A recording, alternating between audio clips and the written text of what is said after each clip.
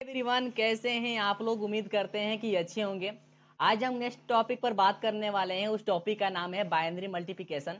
इसके पिछले वीडियो में हम लोग बाइनरी एडिशन और सब्ट्रैक्शन के बारे में हम लोग डिस्कशन किए थे, और इस वीडियो में हम बाइनरी मल्टीप्लिकेशन के बारे में डिस्कशन करेंगे और चेक करेंगे कि हमें किस तरीके से बाइनरी का मल्टीप्लिकेशन किया जाता है। ठीक ना। यहाँ पर कुछ बेसिक सा रूल है, उस रूल को हम जानेंगे, और यहाँ पर नॉर्मल डिफिनीशन है। इसमें डिफिनेशन का मतलब ये कुछ है नहीं, बस ऐसे आप लोगों को फॉर्मेटिंग के लिए मैंने यहाँ पर कुछ लिखा हूँ। ठीक ना। यहाँ पर कहा क्या रहा है, binary multiplication is the process of multiply two binary numbers using base. इसका टू होता है, यानी इसका बेस क्या होता है, टू होता है। बाइनरी का बेस आपको पता ही है कि शुरू में ही कन्वर्जन बताया था, तो उसमें इसका बाइनरी का बेस टू ही होता है। उसी बेस के हिसाब से हमें जैसे बाइनरी नंबर निकलते हैं, और बाइनरी हमें उसी तरीके से इसमें मल्टीप्लाई करना है। ठीक ना। यानी जितने भी बाइनरी का नंबर होता है उसी बाइनरी नंबर से हमें मल्टीप्लाई करना है, और किस तरीके से मल्टीप्लाई करना है वो मैं इस वीडियो में बताने वाला हूँ। ठीक। यहाँ पर सबसे पहले इसका बेसिक सा रूल है। यहाँ पर रूल बता रहा है कि मल्टीप्लाई का रूल क्या है, हमें किस तरीके से मल्टीप्लाई करना है। ठीक ना। यहाँ पर आते हैं, पहले एग्जाम्पल में मैंने कुछ रूल्स लिखा हूँ। यहाँ पर कह रहा है 1 into 1। अगर हम किसी भी नंबर में 1 into 1 करेंगे तो आंसर क्या आ जाएगा, हमारा 1 ही आएगा। फिर हम यहाँ कह रहा है 1 into 0। अगर हम किसी भी मल्टीप्लाई यानी जीरो 1 में जीरो से मल्टीप्लाई करेंगे तो उसका आंसर क्या आएगा, जीरो ही आएगा। या जीरो में 1 से मल्टीप्लाई करें या 1 में जीरो से मल्टीप्लाई करेंगे तो उसका आंसर क्या आएगा, जीरो ही आएगा। या उसके बाद एक और क्या कह रहा है, 0 into 0। तो अब किसी भी नंबर में, यानी नंबर क्या है हमारा, एक पहला नंबर जीरो है और दूसरा नंबर भी जीरो है, और आपस में उसको मल्टीप्लाई करेंगे तो उसका आंसर भी क्या आएगा, जीरो ही आएगा। ठीक ना। यानी हमें कुछ नहीं करना है, अगर 1 हो और 0 है आपस में मल्टीप्लाई करेंगे तभी भी जीरो आएगा, या 0 हो और 1 हो आपस में मल्टीप्लाई करेंगे तभी भी जीरो ही आएगा, या 0 और 0 से मल्टीप्लाई करेंगे तभी भी जीरो ही आएगा। बस इसमें कंडीशन यही है कि अगर कोई नंबर है जीरो का अलावा और उसके बाद से हम उसमें मल्टीप्लाई करेंगे तब जाकर हमारा कोई आंसर आएगा। ठीक ना। तो सबसे पहले हम ये तो रूल था, इसमें कुछ क्वेश्चन है, उस क्वेश्चन को सॉल्व करेंगे और चेक करेंगे कि इसमें किस तरीके से हमें बाइनरी मल्टीप्लाई करना है। जैसे इसमें कुछ नहीं करना है, आपको देखने से लग रहा होगा कि हमने कुछ पिछले कक्षाओं में जैसे कि क्लास 5, 6, 7 या 3, 4 में हम लोग इस सवाल को हम लोग बहुत अच्छे से किए होंगे। ठीक ना। तो इसमें क्या है, जैसे हम लोग वहां पर मल्टीप्लाई कर रहे थे 1, 2, 3, 4 लेकर, वैसे ही ये भी है, पर यहाँ पर सिर्फ 1 और 0 और 1 होगा, और उसके अलावा दूसरा कोई नंबर नहीं रहेगा। ठीक ना। इसमें हम किस तरीके से मल्टीप्लाई करेंगे उसको हम चलते हैं, चेक करते हैं और उसको समझते हैं। सबसे पहले यहाँ पर आता है, मैंने बताया था कुछ नहीं करना है। यहाँ पर बताया था कि 1 into 1, अगर 1 into 1 करेंगे तो 1 आएगा, यहाँ पर 1 आ चुका है। फिर अगर 1 से मल्टीप्लाई 0 से करेंगे तो उसका आंसर क्या आएगा, जीरो ही आएगा, जो मैंने यहाँ पर जीरो लिखा। फिर 1 into 1 करेंगे तो इसका आंसर क्या हो जाएगा, जीरो आ जाएगा। ये मैंने कर लिया पहले लाइन, यानी पहला लाइन मैंने हमने कवर कर लिया। यानी पहले हमने जो वर्ड है, पहला हमारा वर्ड है, उस वर्ड को हमने मल्टीप्लाई कर लिया। ठीक है। पहले अंक से मल्टीप्लाई सभी में कर लिया। अब दूसरे अंकों से सभी में मल्टीप्लाई करते हैं। ठीक ना। यहाँ पे आते हैं 0 into 1। अगर 0 into 1 करेंगे तो जीरो आएगा। अब यहाँ पे देखिए, जैसे हम लोग पिछले कक्षाओं में हम लोग मल्टीप्लाई करना सीखे थे ना, उसी तरीके से ये भी करना है। अगर हमें मल्टीप्लाई करना है, पहले तो अंक है उसको तो हम इजी तरीके से कर लेंगे, लेकिन दूसरे अंकों से सभी में मल्टीप्लाई करेंगे तो उसके नीचे का वर्ड एक अंक यानी छोड़ देंगे। ठीक ना। यहाँ पर उसके लिए जगह, यानी वहां पर कट का निशान लगा देंगे, या जीरो का निशान लगा देंगे। ठीक ना। या इसके जगह पर हम कुछ छोड़ देंगे, इसको खाली भी छोड़ सकते हैं, और कुछ नहीं करना है। यहाँ पर हमने क्या कर रहा हूँ कि 0 into 1, अगर 0 into 1 करेंगे तो 1 ही आएगा, और 0 into 0 करेंगे तो जीरो ही आएगा, और यहाँ पर 0 into 1 करेंगे तो जीरो ही आएगा। यानी इस अगले लाइन में हमारा क्या आ रहा है, सारा का सारा जीरो ही आ रहा है। ठीक ना। उसके बाद से आ रहा है हमारा अगले जो नंबर से उस पर हम मल्टीप्लाई करते हैं सभी पर। तो यहाँ पर आता है 1। अगर 1 से मल्टीप्लाई करेंगे 1 में तो क्या आएगा, हमारा 1 आएगा। यहाँ पर 1 लिखा हुआ है। ठीक ना। यहाँ पर मैंने 2 स्पेस कर दिया हूँ। ठीक ना। यहाँ पर 1 into 1 तो 1 आ गया, 1 into 0 तो 0 आ गया, और फिर 1 into 1 तो 1 आ गया। मैंने ये तीनों का मल्टीप्लाई हमने इन तीनों में से कर दिया।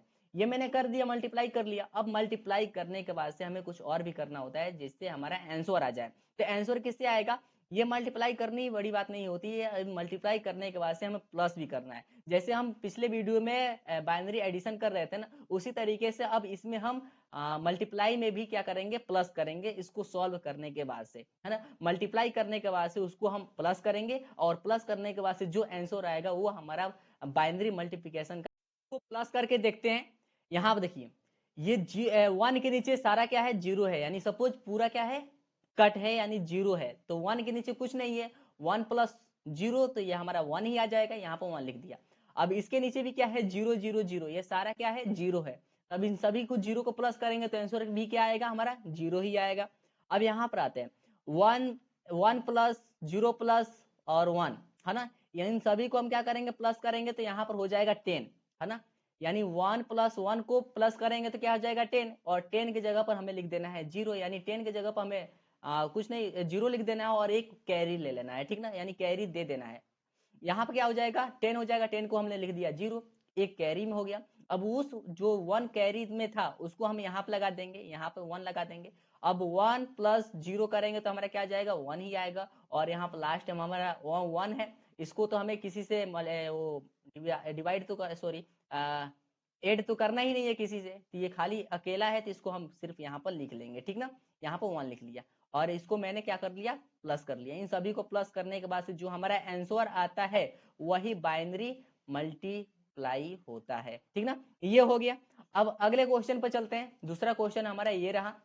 दूसरे क्वेश्चन में क्या कहता है, सेम वैसा ही है, बस थोड़ा सा अलग है, क्वेश्चन अलग है, बाकी सब वैसा ही है, ठीक ना। इसमें भी हम समझते हैं किसको हम किस तरीके से करना है। यहाँ पर आ रहा है 1 इंटू 1, मैंने 1 इंटू 1 कर लिया, ठीक है, 1 आ गया। फिर 1 इंटू 1, 1 भी आ गया, ठीक है। फिर 1 इंटू 1 तो 1 ही आएगा, ये भी ठीक है। फिर 1 इंटू 0 तो यहाँ पर आ जाएगा 0। फिर 1 इंटू 1 तो 1 आ गया। सपोज हमने हमारे पास जो ऊपर का नंबर है वही नंबर नीचे भी आ गया, ठीक ना। यहाँ पर जो ऊपर का नंबर है वही नंबर यहाँ नीचे भी आ गया, ठीक ना।